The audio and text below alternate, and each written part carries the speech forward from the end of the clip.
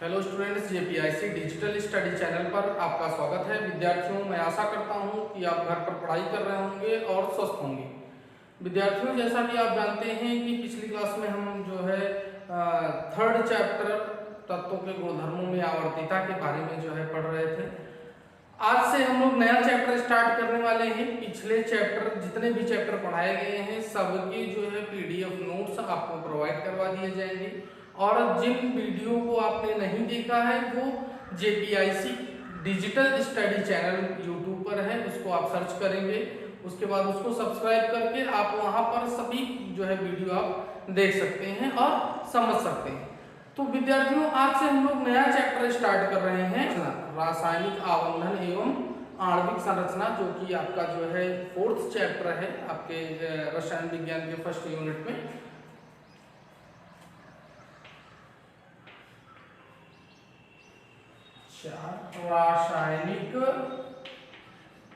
रासायनिक आबंधन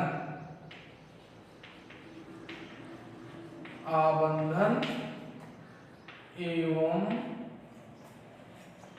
आणविक संरचना।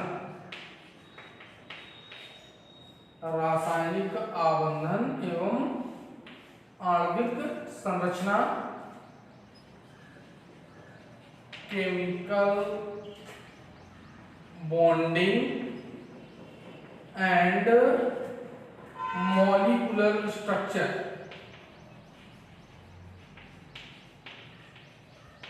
TURE, chemical bonding and molecular structure chapter का नाम है। इसमें हम लोग जो है विभिन्न प्रकार के रसायनों में किस प्रकार के बंध पाए जाते हैं उनके बारे में पढ़ेंगे, और जो अणुओं की संरचना होती है वो किस प्रकार से जो है वो किस प्रकार की होती है उसके बारे में हम चर्चा करेंगे। तो सबसे पहले इस चैप्टर में हम लोग रासायनिक आबंध क्या होता है इसके बारे में जानते हैं। रासायनिक आबंध,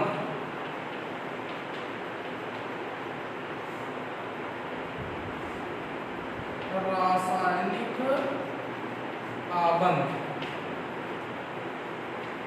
एक ऐसा आकर्षण बल,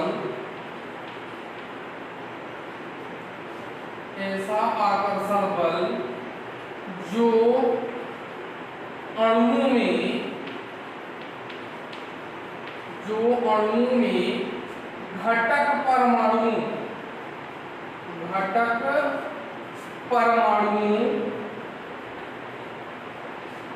घटक परमाणुओं को एक दूसरे से जोड़े रखता है या जोड़ता है रासायनिक आबंध कहलाता है। रासायनिक आबंध कहलाता है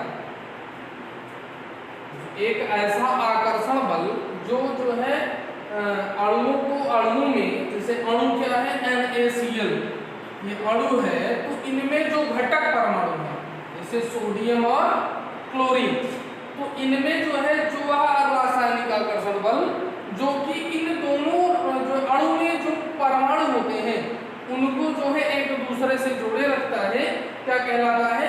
रासायनिक आबंध कहलाता है। जैसे H2O में जो ऑक्सीजन और हाइड्रोजन के बंध मध्य, तो ये घटक परमाणु हमारे हैं। घटक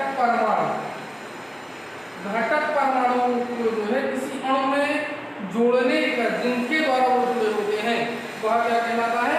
रासायनिक आबंध कहलाता है। रासायनिक आबंधन की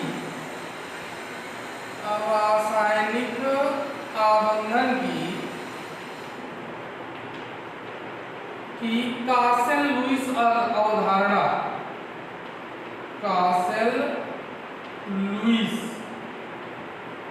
अवधारणा,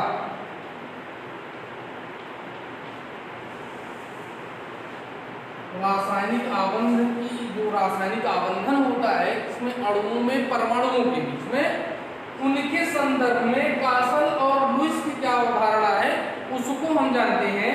सन 1916 में कासेल और लुईस, कासेल व लुईस द्वारा इलेक्ट्रॉनों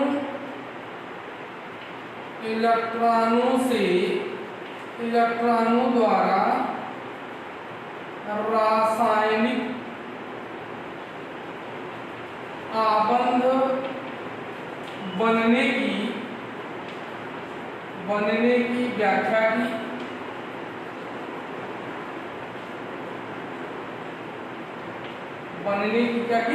व्याख्या की। अष्टक अस्थायी विन्यास को आधार मानकर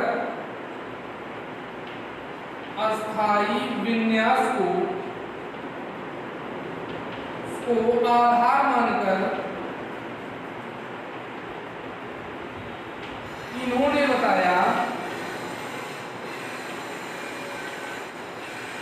परमाणु परस्पर रासायनिक आबंध द्वारा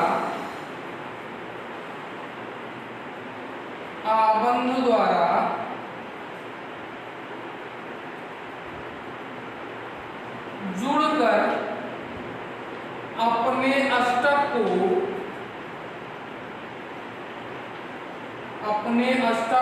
पूरा करते हैं।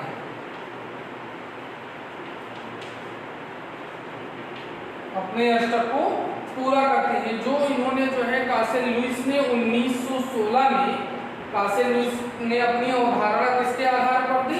अष्टक नियम के आधार पर। अष्टक नियम आप पढ़ चुके हैं कि जो है परमाणु होते हैं वो आपस में इलेक्ट्रॉनों के आदान प्रदान से अपने बाह्यतम कोश में 8 इलेक्ट्रॉनों को जो है पूर्ण करते हैं।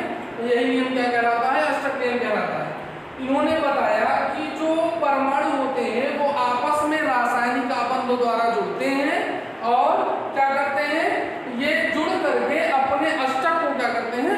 पूरा कर लेते हैं। यही जो है लुईस कासेल की अवधारणा है। जैसे सोडियम परमाणु, सोडियम क्या करता है? सोडियम के पास 11 इलेक्ट्रॉन होते हैं। इसका इलेक्ट्रॉनिक विन्यास होता है 281। क्या होता है? 281। इसका अभी अष्टक नहीं पूरा है। और Cl परमाणु क्रमांक 17, इसका इलेक्ट्रॉनिक विन्यास होता है 2887। क्या होता है? 2887। इस प्रकार से 287 इनका जो है इलेक्ट्रॉनिक विन्यास होता है। तो ये आपस में क्या करते हैं? ये आपस में रासायनिक आबंध करते हैं और यह सोडियम परमाणु जो है, सोडियम परमाणु अपने एक इलेक्ट्रॉन को Cl परमाणु को दे देता है। क्या करता है? Cl परमाणु को देता है। तो जब यह इसको जो है एक इलेक्ट्रॉन दे देगा तो यहाँ पर इसका इलेक्ट्रॉनिक विन्यास जो है वो 8 हो जाएगा। 288 हो जाएगा और इसका जो इलेक्ट्रॉनिक विन्यास होगा वह 8 हो जाएगा। तो इस प्रकार से ये आपस में आबंधन करके क्या करते हैं? अपने अष्टक को पूरा कर लेते हैं। इस प्रकार से ये अपने अष्टक को पूरा कर लेते हैं। यह जो है कासेल लुईस की अवधारणा थी। अब हम देखते हैं अष्टक नियम क्या है। अष्टक नियम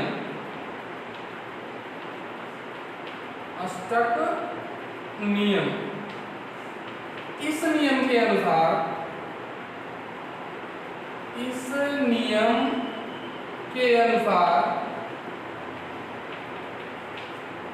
परमाणुओं का संयोजन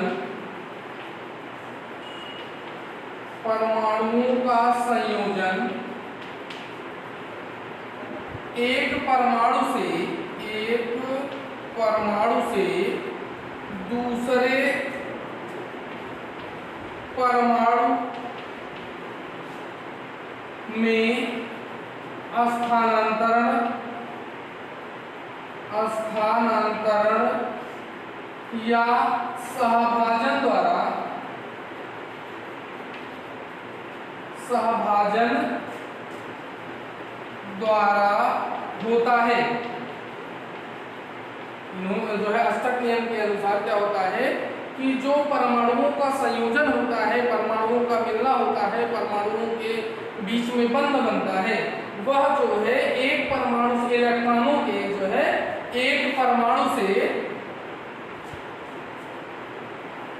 इलेक्ट्रॉनों के एक परमाणु से जो है दूसरे परमाणु के स्थानांतरण या सहभाजन के द्वारा होता है। जैसे मान लीजिए कोई परमाणु है और ये है दो जो है सम परमाणु है और ये अलग अलग परमाणु है, तो इनके बीच में जो संयोजन होगा, ये परमाणुओं का संयोजन, परमाणु का संयोजन जो होगा या तो इलेक्ट्रॉन के स्थानांतरण द्वारा होगा या दोनों के जो है सहभाजन द्वारा होगा या तो स्थानांतरण द्वारा होगा। तो यही जो है क्या कहलाता है, अष्टक नियम कहलाता है। मतलब या तो ये दोनों एक जो है इलेक्ट्रॉन दे करके अपने अष्टक को पूरा करेंगे, या जो है इलेक्ट्रॉन एक परमाणु दूसरे परमाणु को इलेक्ट्रॉन देगा, या दोनों परमाणु अपना कुछ इलेक्ट्रॉन जो है सहभाजित करके या साझा करके जो है अपने अष्टक को पूरा करेंगे। लुईस प्रतीक,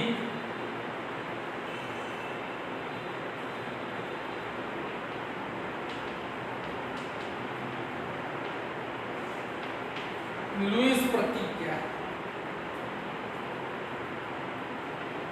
किसी भी यौगिक के निर्माण में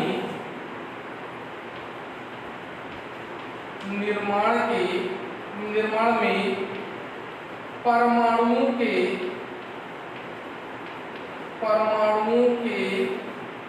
बाह्यतम कक्षा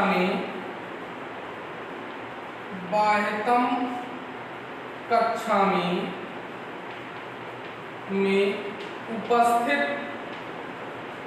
उपस्थित इलेक्ट्रॉन ही भाग लेते हैं।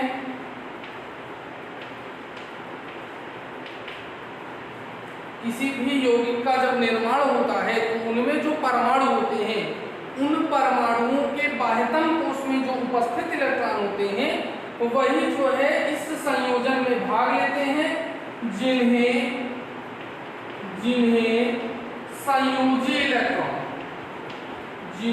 संयोजी इलेक्ट्रॉन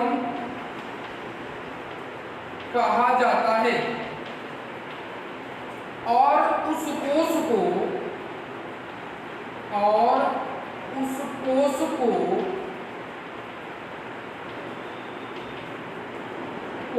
जिसमें इलेक्ट्रॉन उपस्थित होता है वह कोश जो है संयोजी कोश कहलाता है।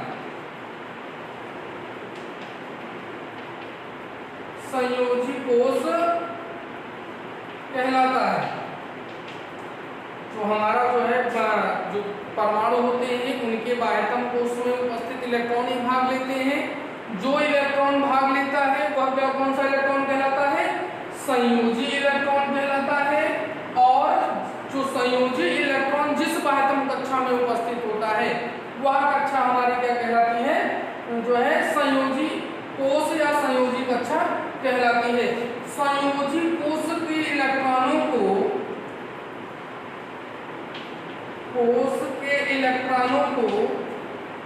डॉट द्वारा प्रदर्शित करना ही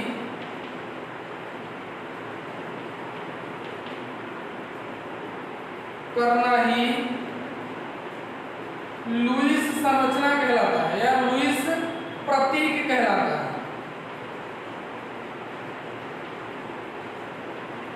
लुईस प्रतीक कहलाता है मतलब कि जो बाह्यतम को जैसे हाइड्रोजन है इसका जो पहला कोश है वही पहला और लास्ट कोश माना जाता है। तो उसमें जो है हमको डॉट द्वारा इलेक्ट्रॉन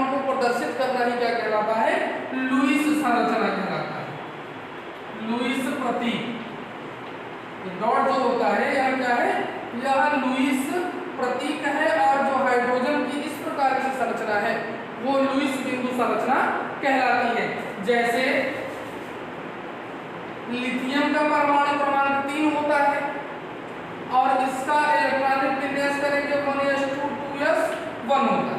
अब इसका बाह्यतम कोष कौन सा है? 2। इसका बाह्यतम कोष कौन सा है? 2। तो लिथियम के बाह्यतम कोष के इलेक्ट्रॉन को बिंदु द्वारा प्रदर्शित करना यह क्या कहलाएगा? यह बिंदु क्या है? लुईस प्रतीक है, लुईस प्रतीक। और जो हमारा यह पूरी संरचना है वो लुईस बिंदु संरचना कहलाती है। इसी प्रकार से beryllium 2 electron, boron 3 electron, carbon 4 electron, nitrogen 5 electron होंगे, ऑक्सीजन के पास 6, इसके पास कितने इलेक्ट्रॉन होंगे? 7 इलेक्ट्रॉन। और नियॉन के पास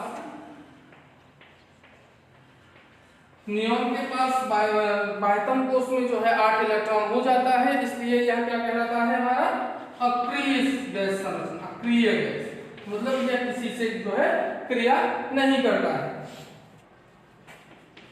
चारों ओर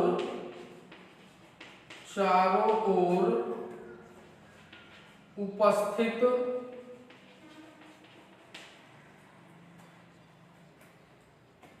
बिंदुओं की संख्या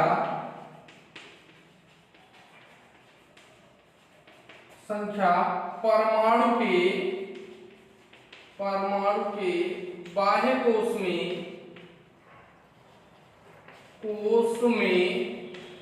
उपस्थित इलेक्ट्रॉनों की संख्या को दर्शाती है। उपस्थित इलेक्ट्रॉनों की संख्या को दर्शाती है।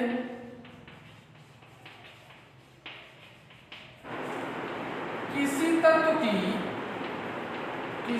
तत्व की समूह संयोजकता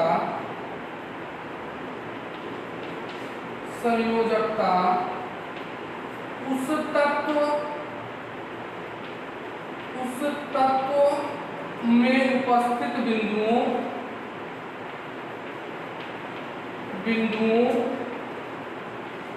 अथवा 8 बिंदुओं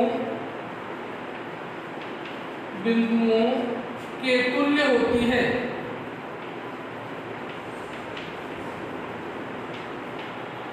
जो किसी तत्व की समूह संयोजकता होती है वह उस तत्व में उपस्थित जितने भी बिंदु हैं उनके तुल्य होती है, अथवा जो है 8 बिंदु जो है वो जो होते हैं उनके तुल्य होती है।